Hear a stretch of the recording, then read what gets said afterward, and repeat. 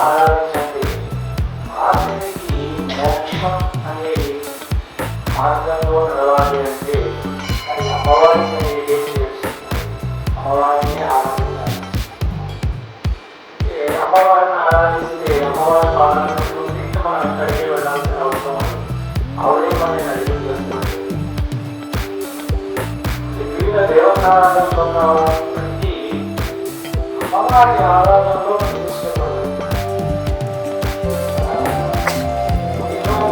ద్వారా దేవుళ్ళను ఆరాధిస్తూ ఉంటాం. దేవుళ్ళ అనుగ్రహం కోసం ప్రయత్నిస్తూ ఉంటాం.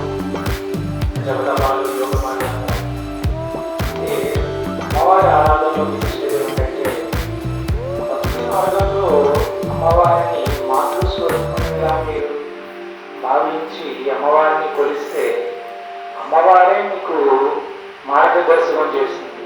ఏ మార్గంలో నడవాలి అనేది మనకి ఎప్పుడు తెలియని సంకట పరిస్థితిలో ఉన్నప్పుడు అమ్మవారిని ప్రార్థిస్తే మీకు అమ్మవారి ఒక మార్గాన్ని చూపిస్తుంది.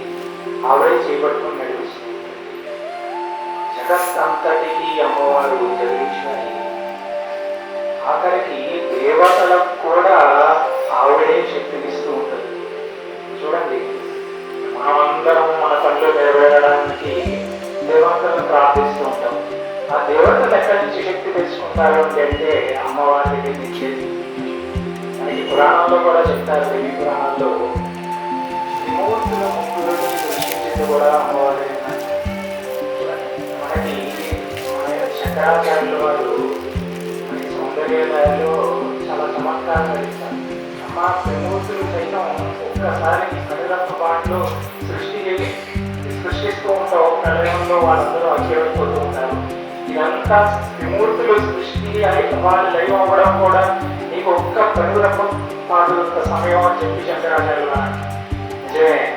ఆవిడ అంతటి శక్తివంతురాలు కాబట్టి చూడండి, త్రిమూర్తులు ముగ్గురు ఐక్యమైతే దత్తాత్రేయ స్వామి, శివాంశ రామాయణి బ్రహ్మాంశ విష్ణువాంశ. ఆ దత్తాత్రేయ స్వామి వారి దగ్గరికి విష్ణు అవతారమైన పరశురాముడు వచ్చినప్పుడు ఆయన ఎవరి ఆరాధన చెయ్యాలి అనే సందిగ్ధతలో ఉన్నప్పుడు పరశురాముడికి దత్తాత్రేయ స్వామి త్రిపుర ఉపదేశించి అమ్మవారిని ఉపాసించమని చెప్పారు. అయితే పరశురాముడు అమ్మవారిని ఎలా ఆరాధించాలో ఏమిటో అనేది పద్ధతి అంతా దత్తాత్రేయ స్వామి గురించి నేర్చుకుని 12 సంవత్సరాలు ఆయన ఉపాసన చేశాడు. త్రిపురాదేవి 12 సంవత్సరాలు ఉపాసన చేసిన తర్వాత అప్పుడు ఆయనలోకి తత్వజ్ఞానం ఉదయించింది. మళ్ళీ దత్తాత్రేయ స్వామి వారి దగ్గరికి వచ్చాను. స్వామి, నేను ఇన్ని సాధన చేస్తున్నాను, ఇంతమంది రాజులను చేశాను, భూమండలం అంతా ఆక్రమించారో నా రాజులందరినీ తరిగి కొట్టాను, మళ్ళీ ఆ భూమండలం అంతా దానం ఇచ్చాను, ఎన్నో యజ్ఞాలు యాగాలు చేశాను, అదంతా నిర్వీర్యం అయిపోయింది కదా, ఇప్పుడు ఇంకా మార్గం ఏమిటి? అన్నీ వస్తూ ఉంటాయి, శక్తులు పోతూ ఉంటాయి, దీనికి ఇంకా మోక్షానికి మార్గం ఏమిటి అని ఒక ప్రశ్న ఆయనకి విధించినప్పుడు దత్తాత్రేయ స్వామిని అడిగినప్పుడు అప్పుడు చెప్తున్నారు దత్తాత్రేయ స్వామి, ఆయన నువ్వు మొదట్లో 12 సంవత్సరాల క్రితం నా దగ్గరికి వచ్చావు, ఈ ప్రశ్న నీ దగ్గర నుంచి నాకు రాలేదు, నేను ఎప్పుడో నీకు ఈ జ్ఞానాన్ని ఉపదేశించేవాడిని, కాకపోతే సరైన ప్రశ్న మనకి వేయగలిగిన శక్తి ఆ శిష్యుల్లో ఉంటే అప్పుడు గురువు వారిని ఉపదేశిస్తారు. ఈ రోజుకి 12 సంవత్సరాలు వారి నిద్రాదేవిని ఆరాధించడం వల్ల ఆ బుద్ధి సూక్ష్మత నిలువ లేచింది అని చెప్పారు. అలాగే అమ్మవారి ఏ విధంగా మన బుద్ధిలో ఉన్నది నడిపించేది కూడా అమ్మవారి. నాస్తికులకి దేవుడు లేదు అని చెప్పించేది కూడా అమ్మవారి.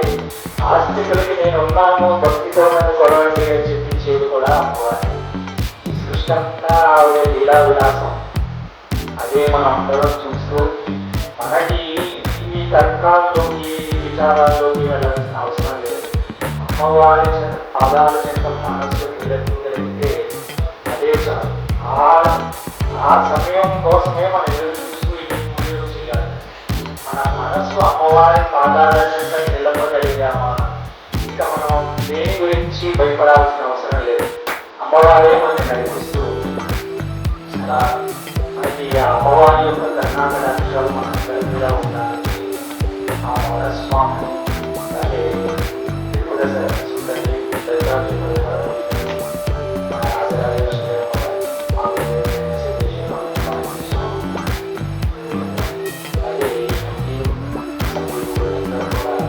చాలా చక్కగా ఈ నిర్వహణ చేస్తున్నారు. చూస్తే అందులో ఆ పూజలు ఎంతో చక్కగా జరుగుతున్నాయి కాబట్టి అమ్మవారిలో అక్కడ అందించబడుతుంది. ఇలాగే అమ్మవారు ఎన్నో పూజలు చేయించుకోవాలి, మనందరి కోరికలు తీర్చాలి. ఆవిడ పట్ల భక్తి కలిగేటట్టు మన మనసుని ఆవిడే ఎన్నుకోవాలి అని అమ్మవారిని ప్రార్థిస్తూ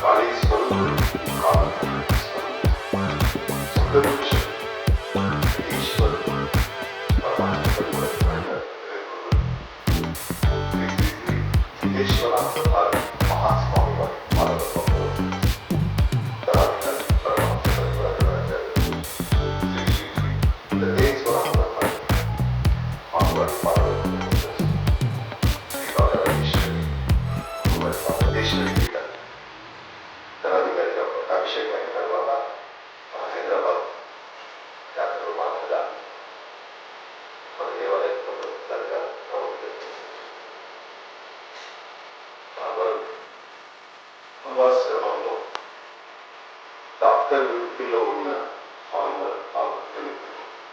హిమాలయాల్లో సాధన చేసి ఆధ్యాత్మిక రంగంలో దేశీయ స్మార్ట్ వర్క్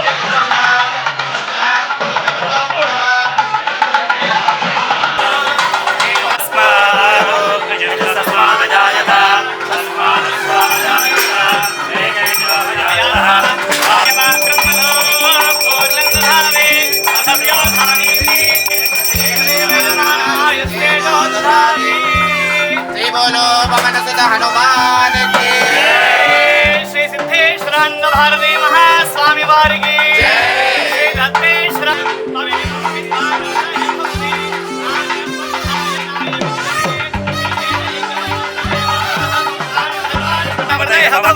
नान्यः पन्था विद्यते जनाय प्रजापतिस्य नमः